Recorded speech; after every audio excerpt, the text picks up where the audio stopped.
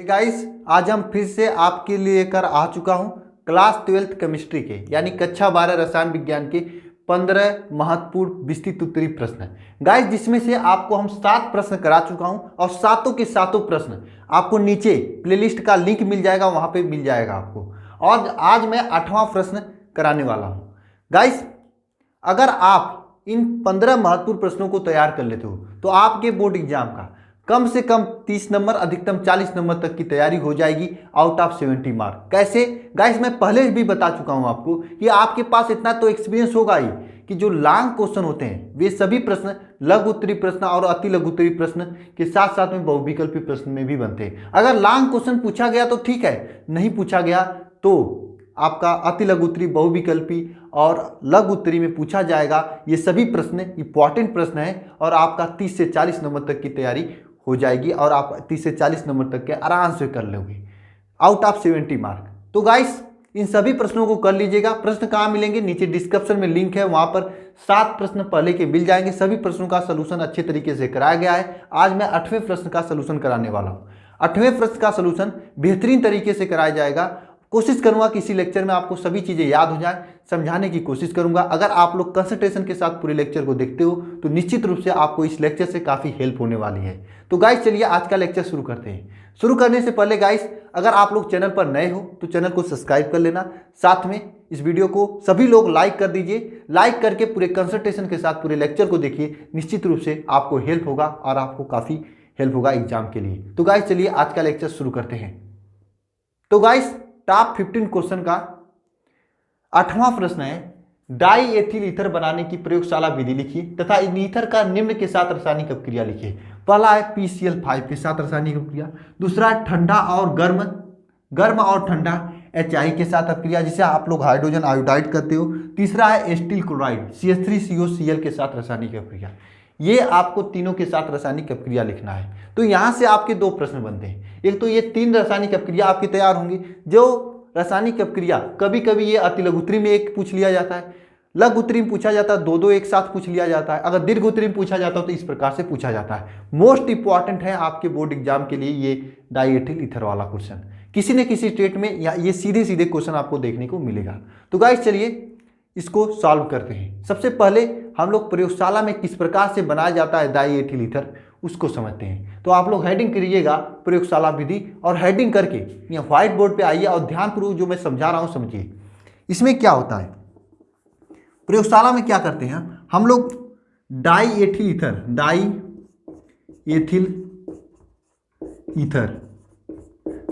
Ether बनाने के लिए प्रयोगशाला में क्या करते हैं। सबसे पहले डाई एथिल ईथर होता कैसा है, C2H5O C2H5, ये आपका डाई एथिल ईथर है। C2H5O C2H5 ये आपका डाई एथिल ईथर है। इसे प्रयोगशाला में बनाने के लिए अधिक मात्रा में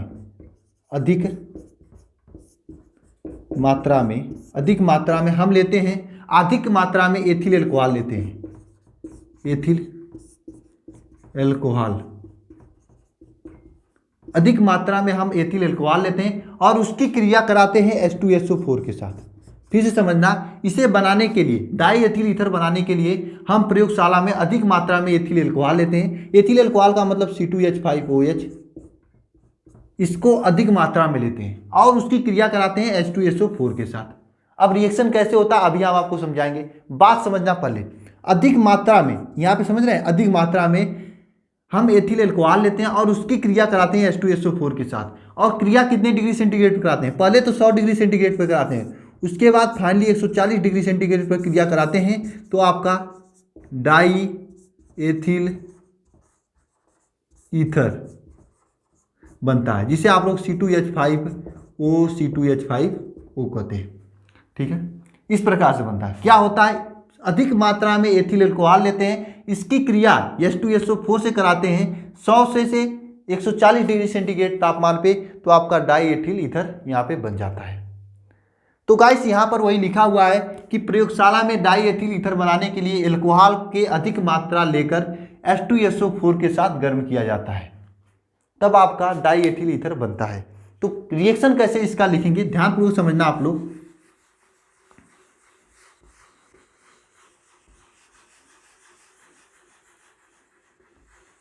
सबसे पहले हम लोग क्या लेंगे, एल्कोहल, एथिल एल्कोहल, उसकी क्रिया H2SO4 के साथ कराएंगे। ठीक है, तो आपका एक प्रोडक्ट बनेगा। ये जो क्रिया होगी वो 100 डिग्री सेंटीग्रेड पर होगी। देखना है इस प्रकार से। देखिए यहाँ पर प्रयोगशाला विधि कैसे होती है, यहाँ पर लिखा हुआ है प्रयोगशाला में डाई एथिल ईथर को बनाने के लिए एथिल एल्कोहल, यहाँ पर देखना एथिल एल्कोहल को अधिक में लेकर, अधिक मतलब अधिक मात्रा में लेकर H2SO4 के साथ गर्म किया जाता है। गर्म करने पर आपका क्या बन जाता है, डाई एथिल ईथर बन जाता है। किस प्रकार से रासायनिक अभिक्रिया होता है, सबसे पहले हम लोग C2H5OH लेते हैं, C2H5OH। ये C2H5OH क्या है, एथिल एल्कोहल है।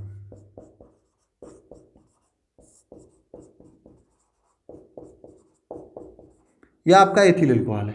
इसकी अपक्रिया, इस एथिल एल्कोहल की अपक्रिया H2SO4 के साथ कराते हैं। अब देखिए इस रिएक्शन को याद कैसे करोगे। ठीक है, ये जो क्रिया होगी 100 डिग्री सेंटीग्रेड पर होगी।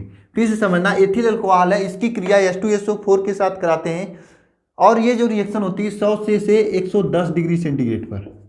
अब कैसे बनेगा, कैसे प्रोडक्ट बनाओगे, ध्यानपूर्वक समझना। इस H2SO4 को हम HSO4 लिख सकते हैं, कोई समस्या तो नहीं होगा। ये दोनों H को हम अलग अलग करके लिखे हैं, तो यही हम यहाँ पर लिखने वाले हैं। चलिए लिख कर देखते हैं, HSO4।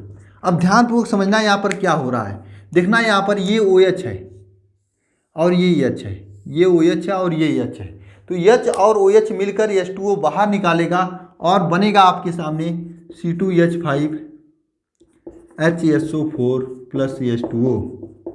अब ये तो फर्स्ट स्टेप हो गया, पहली स्टेप में इसकी रिएक्शन हुई है। अब नेक्स्ट स्टेप की ओर चलते हैं। नेक्स्ट स्टेप में क्या होता है, इसको लेते हैं C2H5HSO4, C2H5HSO4 इसको लेते हैं हाथ में। इसके बाद लेने के बाद क्या करते हैं, इसकी क्रिया एक अणु फिर से उसी के साथ कराते हैं, एक बार फिर से C2H5OH के साथ अपक्रिया कराते हैं। तो यहाँ पर क्या होता है, ध्यानपूर्वक समझना। ये जो H है इसको हम उल्टा क्यों लिखें, कुछ लोगों के दिमाग में आता होगा सर आप उल्टा क्यों लिख दिए। उल्टा क्यों लिखें, यहाँ पर ध्यानपूर्वक देखना।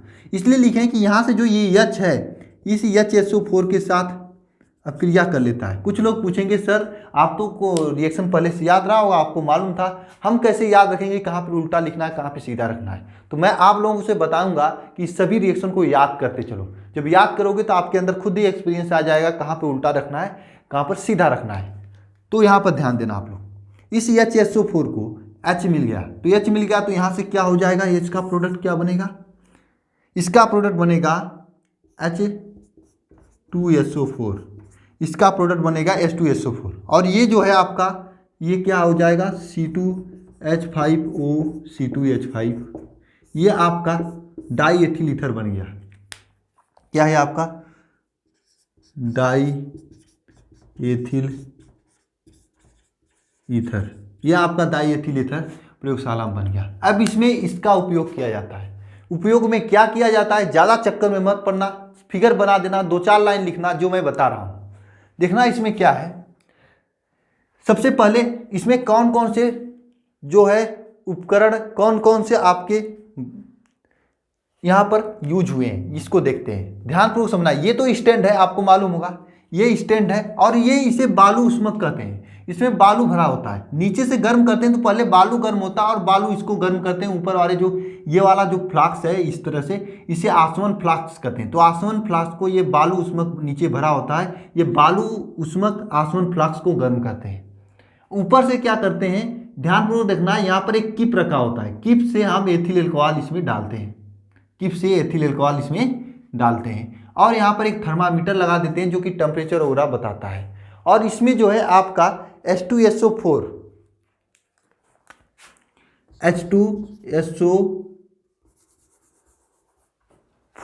और C2H5OH मतलब एथिल एल्कोहल और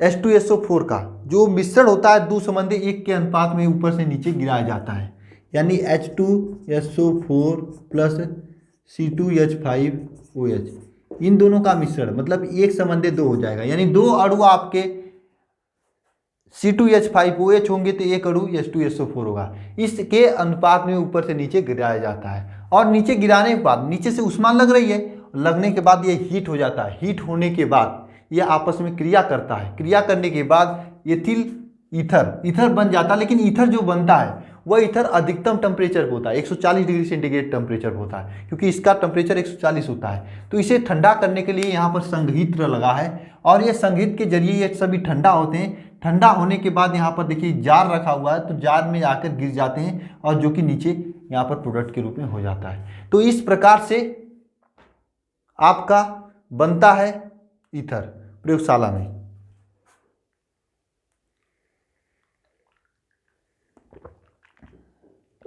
तो प्रयोगशाला में किस प्रकार से ईथर बनता है मैं उम्मीद करता हूं आपको समझ में आया होगा। अब इसके रासायनिक अभिक्रिया को ध्यानपूर्वक देख लेते हैं। उससे पहले एक बार रिकैप ले लेते हैं किस प्रकार से बनता है।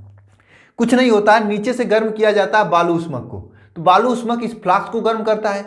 ऊपर से एथिल अल्कोहल प्लस H2SO4 का विलयन मिलाया जाता है। किस अनुपात में? 2 संबंधी 1 के अनुपात में। अगर एथिल अल्कोहल 2 है तो H2SO4 1 है। ये आपस में क्रिया करते हैं। क्रिया करने के बाद देखिए इसके जरिए, इस पाइप के जरिए आता है आपका ग्राही में। ठीक है, इस पाइप में संघित्र लगा होता है। क्यों लगा होता है? क्योंकि यहाँ पर इसका टेम्परेचर अधिक होता है, संघित्र में ठंडा हो जाता है। ठंडा होने के बाद ये ग्राही में आ जाता है, ग्राही से नीचे गिर जाता है और नीचे बर्फ को रखा जाता है। बर्फ को क्यों रखा जाता है? क्योंकि ये ठंडा रहे और ठंडा रहने की वजह से ये निक्षेपण या विक्षेपण जो भी होता है, इसमें निक्षेपण विक्षेपण नहीं होता है। इसमें क्या होता है, सूर्य के प्रकाश में रखने पर इसका थोड़ा सा मात्रा घटती है, तो जो कुछ भी इसमें होता है क्षय कर सकते हो, जो कुछ भी क्षय होता है इसमें न हो, इसलिए यहाँ पर नीचे बर्फ लगा होता है। ठीक है, इस प्रकार से पूरी रासायनिक अभिक्रिया होती है। चलिए इसके हम रासायनिक गुण पढ़ लेते हैं जो कि इंपॉर्टेंट है आपके बोर्ड एग्जाम को लेकर। मैं उम्मीद करता हूँ ये रिएक्शन भी आपको समझ में आया होगा। सबसे पहले हम लोग पढ़ेंगे PCl5 के साथ रासायनिक अभिक्रिया।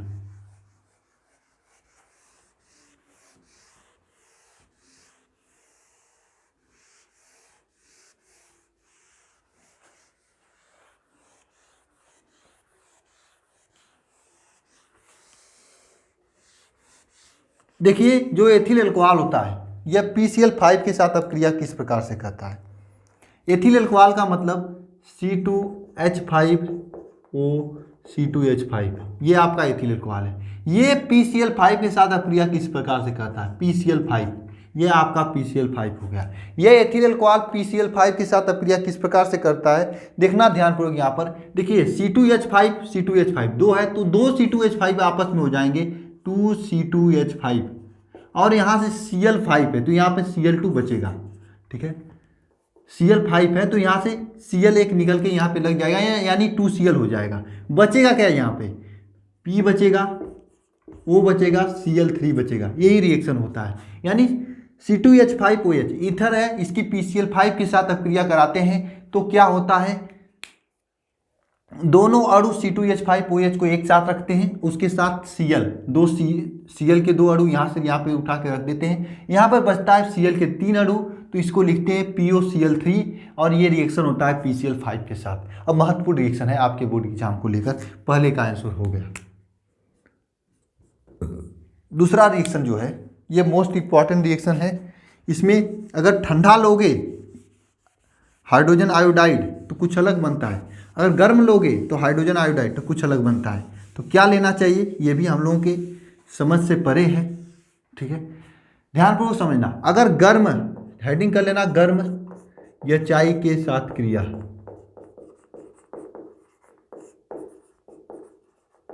गर्म HI के साथ क्रिया कैसे होती है? गर्म HI के साथ क्रिया देखना, अगर कोई गर्म है, अगर गर्म HI है, गर्म हाइड्रोजन आयोडाइड है, तब यह आपका एथिल, जो अगर गर्म है तो यह आपका एथिल आयोडाइड और जल बनाता है।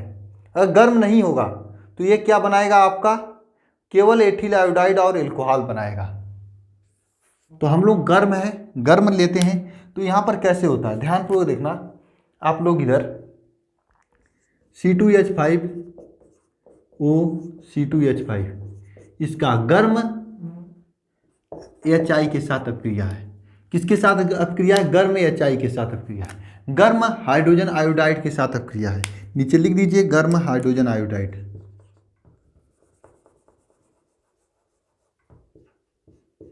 गर्म हाइड्रोजन आयोडाइड के साथ अपक्रिया है। तो किस प्रकार से होता है, ध्यानपूर्वक देखना है यहाँ पर। ये रासायनिक अपक्रिया आप लोग SN1 SN2 के आधार पे होता है, और इसको हम ज़्यादा डीप में नहीं जाएंगे, सीधे सीधे इसकी रासायनिक अपक्रिया लिखेंगे। तो क्या होता है सीधे समझना आप लोग। यहाँ पर इसकी अपक्रिया 2C2H5I आता है, ठीक है। साथ में जल बनता है H2O। लेकिन एक समस्या है, इसी जगह ठंडा HI के साथ अपक्रिया कर दें तो पूरी कहानी बदल जाती है। लिखिए यहाँ पर ठंडा HI के साथ क्रिया,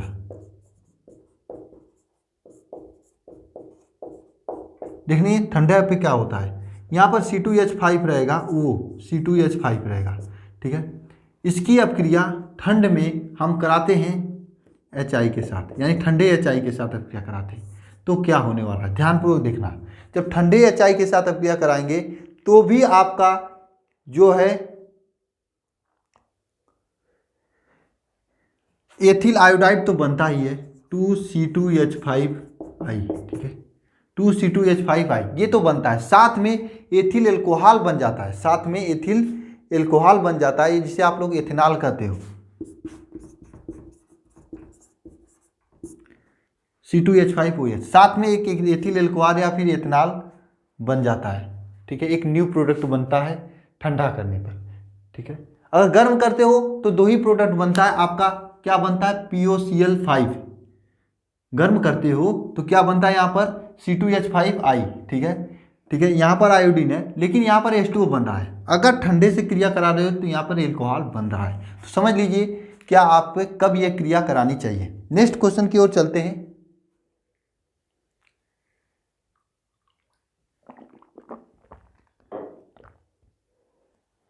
नेक्स्ट क्वेश्चन है आपका CH3COCl एसिटिल क्लोराइड के साथ अपक्रिया।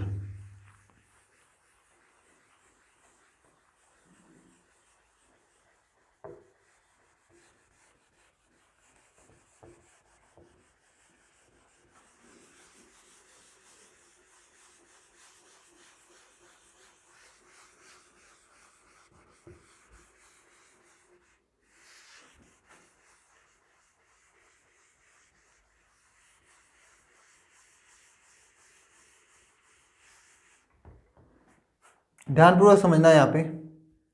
नेक्स्ट रिएक्शन जो है C2H5OH का C2H5O, इसकी अपक्रिया हम लोग कराते हैं नेक्स्ट रिएक्शन में CH3COCl। CH3COCl का मतलब एसिटिल क्लोराइड की उपस्थिति में, CH3COCl इसकी उपस्थिति में अपक्रिया कराते हैं। यानी ईथर को CH3COCl एसिटिल क्लोराइड की उपस्थिति में रासायनिक अपक्रिया कराते हैं। उत्प्रेरक के रूप में निर्जल इसका जो है उत्प्रेरक के रूप में निर्जल ZnCl2 है, ठीक है। इसका उत्प्रेरक हम लेते हैं निर्जल ZnCl2।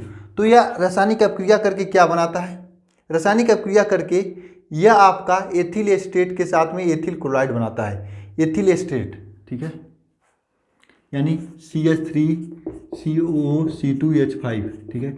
इस प्रकार से CH3COO-C2H5 हो गया आपका, यह आपका एथिल एस्टेट है, एथिल एसीटेट, ठीक है। साथ में आपका बनता है एथिल एस्टेट के साथ में आपका बनता है ethyl chloride C2H5OH Cl, ethyl chloride. इस प्रकार से आपका ये पूरा रिएक्शन कंप्लीट होता है। इस फिगर को भी मैंने आपको समझाया है। आप इन सभी चीज़ों को लिखे होंगे तो काफ़ी बेनिफिट होगा। अगर नहीं लिखें तो वीडियो को रिमाइंड कीजिए और सभी चीज़ों को नोट्स कीजिए और याद करिए अपने दिमाग में। मिलते हैं नेक्स्ट प्रश्न में क्वेश्चन नंबर 9 के साथ।